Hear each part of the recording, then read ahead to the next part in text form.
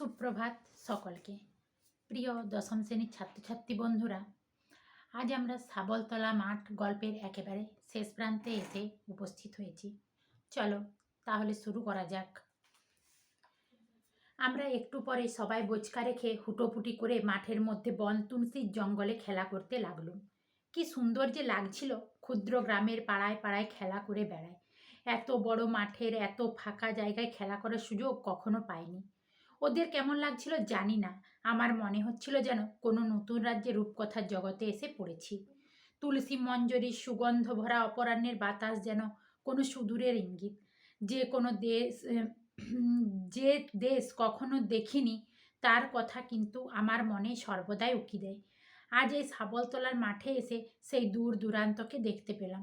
ঝোপে ঝোপে শালিক আর ছাতারে পাখির কলরব। এখানে ওখানে বেলে জমিতে খ্যাকশিয়ালের গর্ত, রাঙা কেলেকোড়া ফুলের লতা জড়িয়ে উঠেছে বুনো কলুচটকা ও তিত্তিরাজ গাছে। জনমানুষের বাস নেই। একটা কলা গাছ কি আম গাছ চোখে পড়ে না। যেন এ জগতে মানুষের বাস নেই। শুধুই বন ঝোপ শুকনো পাতার ওপর দিয়ে মচমচ করে পাতার ধুলো উড়িয়ে এ দেশে চলে যাওয়া। লেখাপড়ার বিরক্তিকর বাধ্যতা এখানে নেই। খেলা ছেড়ে লেখাপড়া করতে কেউ বলবে না এ দেশে। উমাচরণ মাস্টার সেই পুরনো একঘেয়ে বালকের পক্ষে মহা বিরক্তিকর জগতের মানুষ। এ নতুন জীবনের উদাস মুক্তির পথে দিনরাত ব্যাপী খেলা আর অবকাশের মধ্যে ওর স্থান নেই আদেও। দেখো, তাহলে আমরা আগের ক্লাসে জেনেছিলাম এই সমস্ত ছাত্রছাত্রীরা একটা কুল গাছের নিচে তাদের বোচকাগুলোকে নামিয়ে রেখে কিন্তু তারা কিছুক্ষণ বিশ্রাম নিয়েছিল। তারপর দেখো, কিছুক্ষণ বিশ্রাম নেওয়ার পর তারা কিন্তু তাদের খেলাধুলা তারা শুরু করে দিয়েছে। লেখক বলছে যে কি না, এত বড় মাঠে তারা কখনো খেলেনি। পাড়া গ্রামের ছোট ছোট জায়গায় ছোট ছোট মাঠে খেলাধুলা করেছে, তো এরকম বড় জায়গায় কখনো সুযোগ পায়নি। তো লেখকের যে সহপাঠী যে ছিল তাদের কেমন লেগেছে সেটা লেখক বলতে পারছেন না। বলছে তাদের কেমন লেগেছে আমি জানি না, কিন্তু আমার খুব ভালো লেগেছে এখানে এসে। যেন কোনো রূপকথার গল্পে যেমন থাকে না, অবাস্তব কোনো জায়গায় কল্পনার কোনো রাজ্যে চলে এসেছি, সেই রকম লেখকের মনে হয়েছে যে আমি এটা রূপকথার জগতে চলে এসেছি। আর এখানে দেখো, এখানে লেখক কি দেখতে পাচ্ছেন, ঝোপে ঝোপে কি পাখি ডাকছে দেখো বলো তো। হ্যাঁ, শালিকার ছাতারে পাখির কলরব কিন্তু শুনতে পাচ্ছে। আর এই বেলে জমিতে কিসের গর্ত আছে? হ্যাঁ, খ্যাকশিয়ালের গর্ত আছে। রাঙা কেলেকোড়া ফুল লতায় জড়িয়ে উঠেছে। দেখো, এই কেলেকোড়া ফুল কিন্তু লতায় জড়িয়ে উঠেছে কী কী গাছে না, কলুচটকা আর তিত্তিরাজ গাছে। আর এখানে দেখে এই বন জঙ্গল দেখে লেখকের কি মনে হচ্ছে না, এখানে কিন্তু কোনো জনমানুষ থাকে না। কারণ কি না, সেখানে একটাও কলা গাছ দেখা যাচ্ছে না, একটাও আম গাছ দেখা যাচ্ছে না। আর এই সমস্ত গাছ কোথায় থাকে না, মানুষ যেখানে বসবাস করে সেখানে থাকে। আর এখানে কিন্তু দেখো লেখক কি বলছেন যে পড়াশোনা করার কোনো বাধ্যবাধকতা নেই। কারণ কি না, তোমরা দেখেছো, তোমরা জানো যে প্রতিদিন তোমাদেরকে কী করতে হয় না, নিয়ম মাফিক তোমাদেরকে প্রতিদিন স্কুলে যেতে হয়, পড়াশোনা করতে হয়, তারপর টিউশন যেতে হয়, টাইম টাইম খাবার খেতে হয়, চান করতে হয়, খেলাধুলা করতে হয়, সব কিছুই টাইম টাইম করতে হয়। একটা নির্দিষ্ট রুটিনে তোমাদের জীবন চলে। কিন্তু এই যে সাবলতলার মাঠ, লেখকের এখানে এসে মনে হচ্ছে যে কোনো কিছুরই এখানে বাধ্যবাধকতা নেই, যেন সারাদিন খেলে বেড়ালেই এখানে হয়। আর এই যে উমাচরণ মাস্টারমশাই, এই উমাচরণ মাস্টারমশাইকেও লেখকের একঘেয়েমি, মাস্টারমশাই সে তো স্কুলে প্রতিদিন পড়ায়, তাহলে সেটা তো তার একঘেয়েমি জীবনের মধ্যেই পড়েছে। তো লেখক বলছে এখানে শুধু খেলাধুলার খেলাধুলা, আর কোনো কিছু এখানে কিন্তু স্থান পাচ্ছে না। তারপরে দেখো, বেলা পড়ে এসেছে। হঠাৎ সতু বললে, হ্যাঁ রে, মাস্টারমশাই কোথায় রে? আমি বললাম, কেন কুলতলায় নেই? কতক্ষণ তো তাকে দেখছি নে, গেলেন কোথায়? আমাদের যেতে হবে না স্টেশনে? 2 ঘন্টার উপর তো এখানে আছি, গাড়ি ধরতে হবে না? এই দেখো, এবার কিন্তু মাস্টারমশাইকে খুঁজে পাওয়া যাচ্ছে না। আর লেখকরা এখানে কতক্ষণ ধরে রয়েছে? হ্যাঁ, 2 ঘন্টার ওপরে।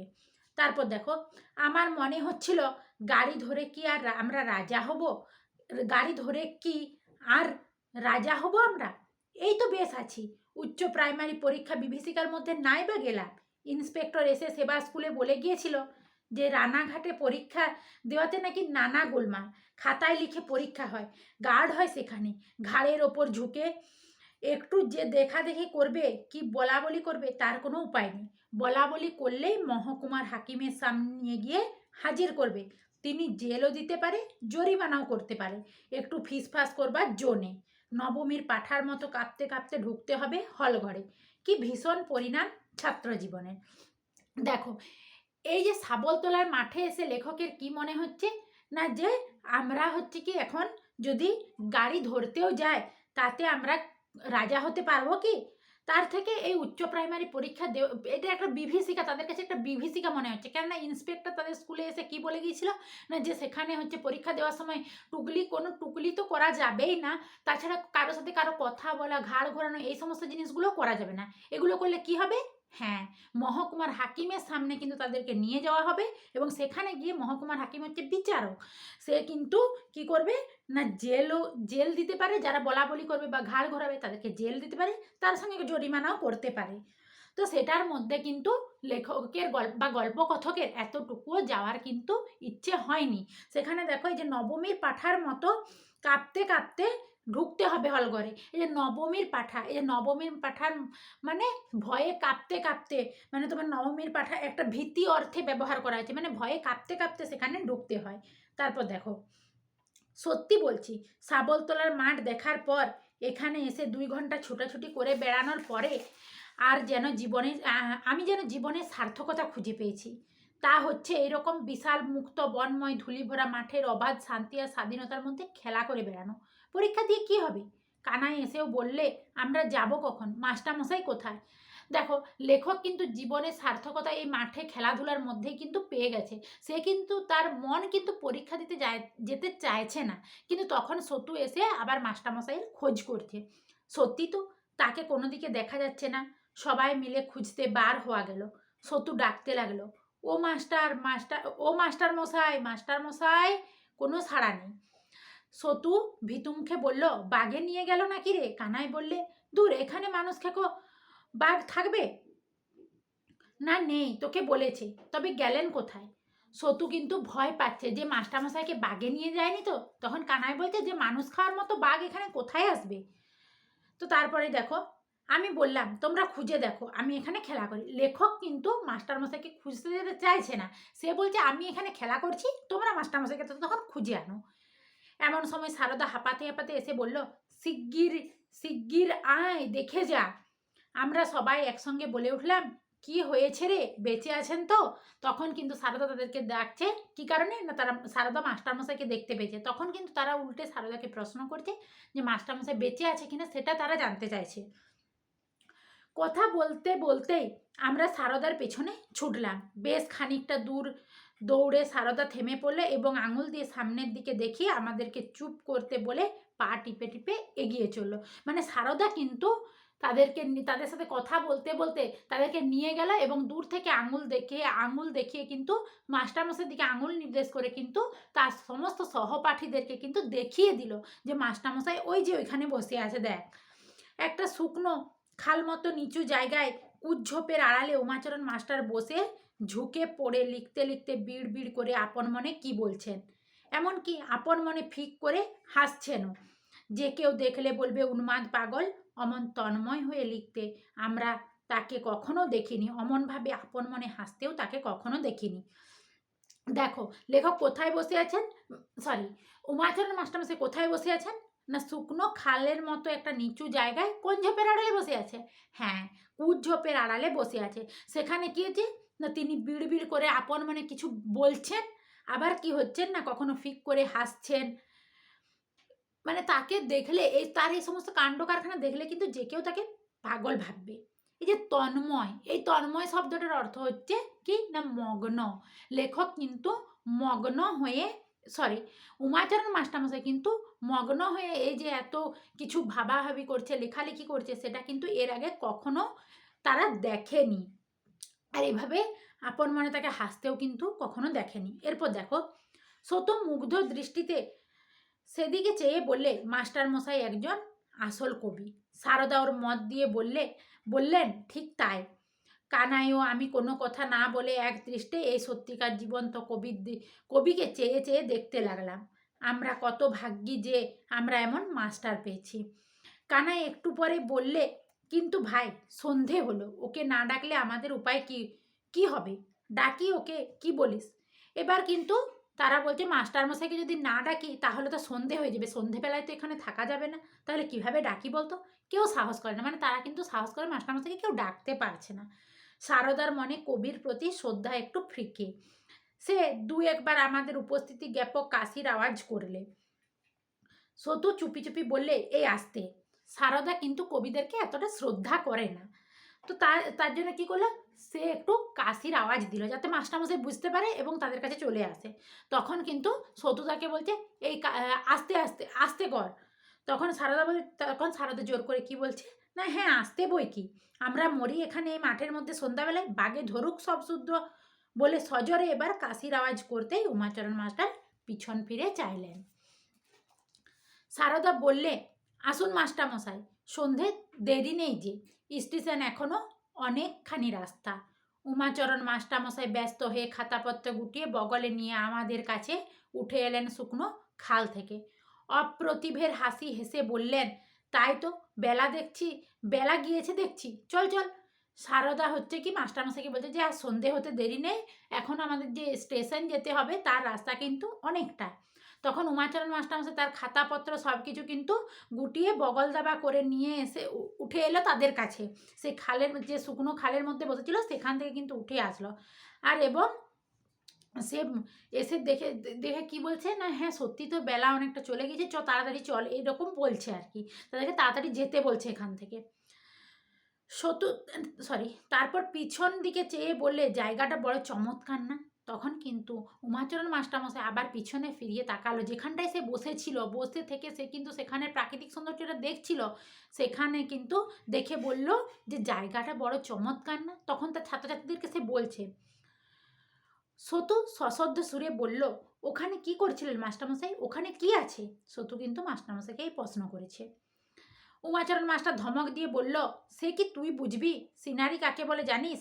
চমৎকার সিনারি ওখানটাতে, কবিতা লিখছিলাম, কি চমৎকার মাঠটা, বুঝিস কিছু? উমাচরণ মাস্টারমশাই সতুকে ধমক দিয়ে বলছে, তুই কি এ সকল কিছু বুঝবি? সিনারি, যে সিনারি প্রাকৃতিক সৌন্দর্য যেটা, এটা কাকে বলে জানি? সেখানে বসে বসে আমি এই মাঠের কিন্তু প্রাকৃতিক সৌন্দর্য যেটা সেটা দেখছিলাম আর কবিতা লিখছিলাম। আমারও চোখে যে এই অপরাহ্নের এই মাঠ অদ্ভুত ভালো লেগেছে। মাস্টারমশাইয়ের কথার মধ্যে তার সায় পেয়ে আমার মন খুশিতে ভরে উঠল। এই যে পড়ন্ত বিকেলবেলায় বা দুপুরবেলায় এই মাঠটার যে প্রাকৃতিক সৌন্দর্য, সেটা তো আমরা জানি, গল্প কথক যিনি তার মন তো আগেই কেড়ে নিয়েছে, সেটা আমরা দেখেছি। এখন কিন্তু এই যে উমাচরণ মাস্টারমশাই যখন এখানে প্রাকৃতিক সৌন্দর্যের কথা বললো যে একটা চমৎকার জায়গা, তখন কিন্তু লেখকের মনে হলো যে কি না, এই জায়গাটা আমার একার ভালো লাগেনি, এই জায়গাটা কিন্তু মাস্টারমশাইয়ের অর্থাৎ উমাচরণ মাস্টারমশাইয়ের কিন্তু ভালো লেগেছে। তখন কিন্তু কি হচ্ছে না, লেখকের যে গল্পকথক তার মন কিন্তু খুশিতে ভরে উঠছে। আমি নতুন দৃষ্টি পেলাম সেই দিনটিতে উচ্চ প্রাইমারি পরীক্ষা দিতে যাবার পথে।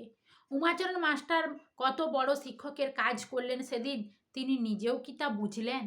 এই যে উমাচরণ মাস্টারমশাই সেই চমৎকার দৃশ্যটার কথা বলে লেখকের মনে লেখালেখির প্রতি যে একটা ভাব জন্মিয়ে দিলেন, তার চিন্তা ভাবনা করার ক্ষমতাটা যে বাড়িয়ে দিলেন, তা সে পরবর্তীকালে লেখালেখি করতে পারবে সেই ভাবনাটার যে উদয় ঘটালেন, সেই জিনিসটা কিন্তু সে লেখক বলছেন যে উমাচরণ মাস্টারমশাই সেদিন জানলেও কিনা জানি না, কিন্তু সেদিন লেখকের কাছে উমাচরণ মাস্টারমশাই কিন্তু অনেক বড় একজন শিক্ষকের কাজ করেছেন। তারপর দেখো গল্পকথা কি বলছে, আমার কথা এখানেই শেষ, উমাচরণ মাস্টারের ইতিহাসও এখানেই শেষ। প্রায় 30-32 বছর আগের কথা সেসব। উমাচরণ মাস্টার আজ বোধহয় আর বেঁচে নেই। বড় হয়ে উমাচরণ চক্রবর্তী বলে কোনো কবির লেখা কোথাও পড়িনি বা কারো মুখে নামও শুনিনি, তাতে কিছু আসে যায় না। যশোভাগ্য কি সবার ভাগ্যে, যশোভাগ্য সকলের কি থাকে? দেখো এখানে লেখক কি বলছেন, তার ওই যে পুরোনো দিনের যে স্মৃতিচারণা, সেটা কিন্তু এখানেই শেষ হয়ে যাচ্ছে। উমাচরণ মাস্টারের কথা কিন্তু এখানেই শেষ হয়ে যাচ্ছে। তারপর কি বলছেন যে এই উমাচরণ মাস্টারমশাই হয়তো আর বেঁচে নেই, পরবর্তীকালে উমাচরণ চক্রবর্তীর লেখা হচ্ছে কোনো বই লেখক পড়েনি বা তার নামও কারো কাছে শুনেনি। তখন কি বলছে যে যশ ভাগ্য কিন্তু সবাইকার কপালে থাকে না। এই যে উমাচরণ মাস্টারমশাই, এর পুরো নাম কি বলতো? হ্যাঁ, উমাচরণ চক্রবর্তী। তারপর দেখো, আজ এতকাল পরে শাবলতলার মাঠে এসে আবার মনে পড়লো সেই বাল্যে সেই আজ এতকাল পর শাবলতলার মাঠে এসে আবার মনে পড়ে গেল বাল্যের সেই অপূর্ব অপরাহ্নের কথা। মনে পড়ে গেল উমাচরণ মাস্টারমশাইকে, দুঃখ হলো দেখে যে শাবলতলার মাঠ একেবারে ধ্বংস হয়ে গিয়েছে, মুছে গিয়েছে সে সৌন্দর্য, সে নির্জনতা। উমাচরণ মাস্টারের জন্য মনটা এতদিন পর যেন কেমন করে উঠল। এই যে এতদিন পর শাবলতলার মাঠে এসে উমাচরণ মাস্টারের কিন্তু তার উমাচরণ মাস্টারের কথা কিন্তু লেখকের মনে পড়েছে এবং তার জন্য দুঃখে মনটা ভারাক্রান্ত হয়ে উঠেছে।